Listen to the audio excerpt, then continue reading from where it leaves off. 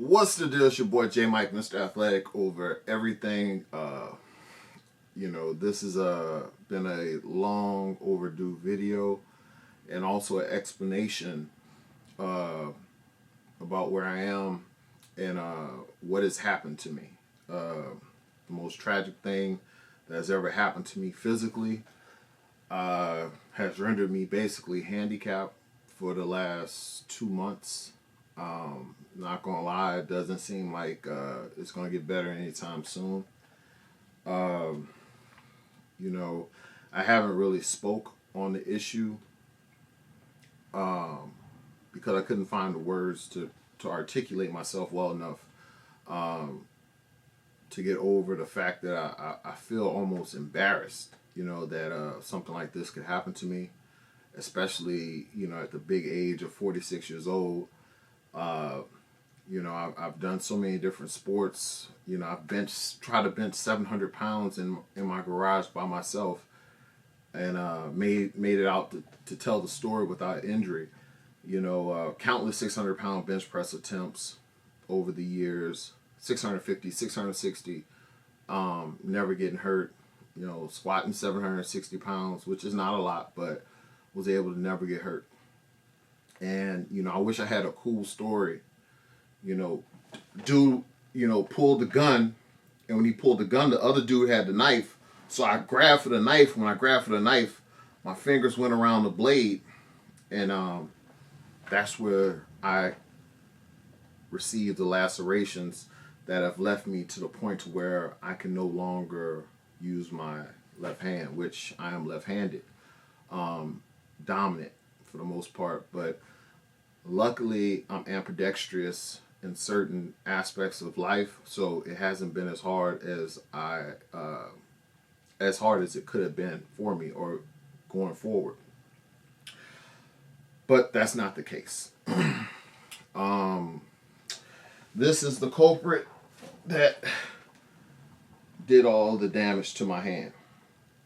Now, to be perfectly honest with you, I shot this video right here because I was in the process of building more shelving for my sport cards and stuff like that to make displays, because I wanted to make more videos, and I was trying to be a perfectionist and take off just that much more of the shelf to make it a correct height. And in the process, I wound up doing traumatic damage to my hand. It's left my garage a crime scene. Blood everywhere. I couldn't believe it. Shit happened, and to be honest with you, my life has not been the same since that day. It was the day after my son's birthday. It was January 28th, Sunday night, and it all happened because I was kind of being lazy. I was cutting wood, and as the wood was falling, it started hitting my feet, and I did not want to put shoes on. I was kind of too lazy. I couldn't find my shoes to put on. So I was like, you know what? Instead of letting the wood hit my feet, I'll catch the wood. And the way these things are made, when you go through the wood, it kind of appears that when you finish this part right here, that the wood is finished, but they still have the whole back half of the blade. As the wood went through, I attempted to catch the wood, and the rest of the blade went through my hand.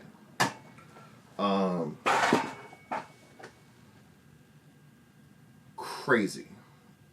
This situation could have been avoided if I would have just went outside, waited until the morning, or just put shoes on and let the wood fall. You know what I'm saying? I didn't have to do that. You know what I'm saying? But when it happened, I was in shock for the most part. Blood everywhere. I knew I couldn't. My hands were numb, but I could see the white meat through I could see everything in my hand. I guess I was in shock, and I also wasn't trying to bend my hand at the time due to the fact that the cuts were open. Went in the kitchen, ran water on it, put ice on it, uh, rushed to the hospital. And I learned something, that if you ever cut your fingers off, you're never supposed to put your fingers on ice. You want to keep it cool. You want to try to stop the bleeding, but don't put it on ice because it'll kill your fingers. I learned that at the hospital. And also on the back end of that, if you ever have something like that, they don't treat you like you're having like a gunshot wound or something like that. They'll let you bleed out in the emergency room. So if I had to do it over again, I would go into the hospital, fall out on the floor, and make them come treat me. Because I wound up waiting like an hour or something, bleeding out, blood all over the floor, and they didn't do anything. So I finally get to the back, and at the time I'm thinking I'm gonna deal with more like getting stitched up, go about my business for the most part. I was pretty much cool. I was in shock for the most part, but try to keep family and everything, calm. I had to be calm, so I didn't freak out or anything like that. And the doctor comes in and was like, "Oh shit," you know what I'm saying? Like, what happened? Told him, was like, "You're gonna probably have to get airlifted, or an ambulance or something like that to another hospital so they can perform surgery," which the performing surgery is something that I wish I would have had happen that particular night, but they ran x-rays, and the doctor decided to just stitch me up instead of doing that, which was a mistake. They stitched me up, but when they turned my hand over, to be honest with you, I was kind of in so much pain. I actually thought my pinky was my pointer finger for some reason, and didn't feel that it was cut. And they turned my hand over, and like blood just shot against the wall, like probably about 6 or 7 feet out of my pinky. And pinky was pretty cut, pretty bad. Everything was pretty bad. Pretty much what happened is I disconnected all 3 fingers from each other, so they lost communication with my brain and everything. All the tendons that allow your fingers to articulate, I cannot do now. I can move my fingers, but I can't bend them. I can't grip. So right now, this is the most that I can bend my fingers. And this is actually an improvement. I finally can touch my fingers with my thumb. Couldn't do that, a couple weeks ago. I'm in a battle for my life for the most part, in terms of, being able to try to save my ability to use my hand, which I'm left-handed. I mess up my left hand, which is crazy.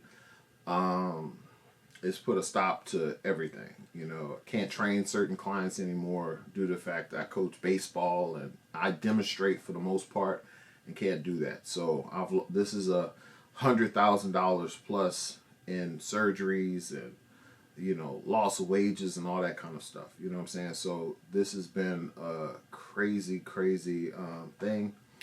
And to be honest with you, as much as the fact that I can't do everything I normally do, I've lost like 30 pounds, a bunch of muscle mass. My forearm is it's like nothing's there, because the muscles are the things that control those tendons are in my forearm.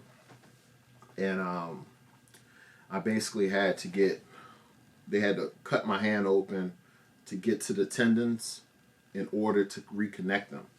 Now, with the fact of the matter is that African Americans tend to keloid, and I wound up having issue with the tendons being attacked by scar tissue. So it's so much scar tissue that the tendons, when they reconnected them, they cannot slide. And since they can't slide, they can't move, they can't articulate. So I've been going to, rehab, 2 to 3 times a week. Now they're trying to work on scar tissue and stuff like that to see if that'll work. I may have to go through another round of surgery. Then on top of that,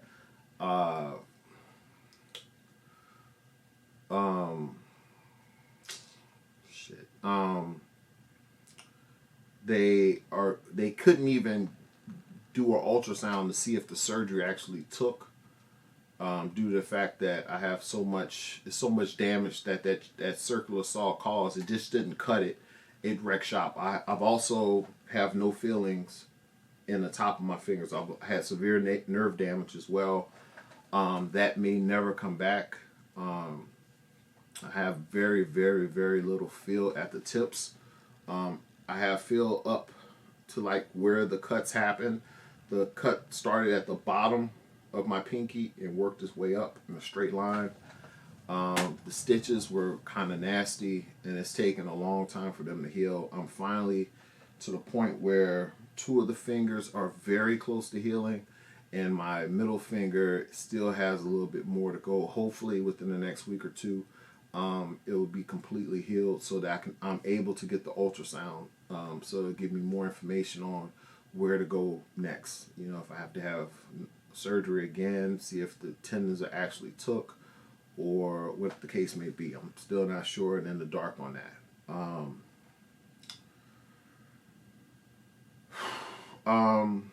You know, this has just been like super hard. I've been dealing with my shoulder. Couldn't compete at bench nationals. Couldn't do anything last year. You know, I came out with my wrist wraps, and I've been hurt ever since I got the wrist wraps. So I couldn't really properly market and sell these like I wanted to. I think the most I've benched is probably 530 pounds. And I did that at the meet I did in November or December. I had planned on doing Masters Nationals coming up in a couple of weeks, but there's no way possible I could do that. I'm more or less trying not to be handicapped for the rest of my life at this point. So it's just been super hard. You know, a lot of people have reached out. Lots of people have reached out, and I've ignored them. But I've seen them, but I just didn't know how to express myself or tell people what actually happened. I appreciate everybody that's reached out, by the way. And people have asked, like, hey, man, if you need anything, let me know. And one thing I will say is if you want to support me in any way, there will be no GoFundMes or anything like that. But just go to the website, athleticoveraeverything.com. You know, pick up my wrist wraps. You know, you can pick up Girls Love Power apparel that I have and stuff I have up on the website, and that'll help out. Like I said, this is going to be over $100,000 with everything, but it's just one of those things I'm just going to have to work through and J Mike out of it. I'm more or less looking at it now as just like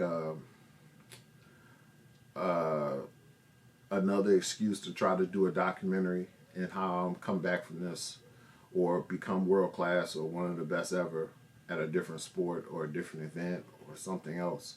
But that's just where I am right now. Haven't been on social media like that since this happened. You know, I turned 47 in a couple of months, and it's like this could not have come at a worse time. But you know, the fact that I've dropped so much weight, and you know, I can't work out. I haven't worked out at all in 3 months. I mean, I've lost so much muscle and stuff like that. I may use this opportunity maybe to go into try to drop to 105 kg or something crazy. But I have to get to the point where I'm actually physically able to work out and stuff. And also right now, with the way my nerves are cut, my hand is on fire. It feels like my hand is vibrating all the time because those nerves are growing back, which is a good thing, but they're growing and they're stuck at the points where my hand was cut. So my brain thinks that they're up here, but they're not. And nerves take a very, very long time to grow back. So, you know, I might not have a feeling in my fingers for a couple of years, you know, probably because they grow at such a small rate. So it's going to be tough. It's going to be a long road, but, you know, I've never had it easy, and I always seem to make it out some way. So I just wanted to keep everybody updated. I will probably do a series on YouTube, you know, tracking this, because there are people who go through these type of injuries, and it's always good to see other people and see how they progress and if they're able to come back from it. So You know, at worst case, I'm told that I should be able to, you know, do this with my hand. Maybe I can't, you know, do this, but if I can do this, that means I can still bench press, possibly deadlift, maybe or even squat. But you know, throwing a baseball and all the other stuff, maybe not. But I'm gonna give it my all, do my best to make it back, and I still have unfinished business in powerlifting. And it's just giving me another reason to attempt to come back. So, like I said, once again, I appreciate everybody that's reached out and people who have offered support and stuff like that. If you guys want to support me, go grab my wrist wraps, get the apparel on athleticofeverything.com. Until next time, it's J Mike. Thank you.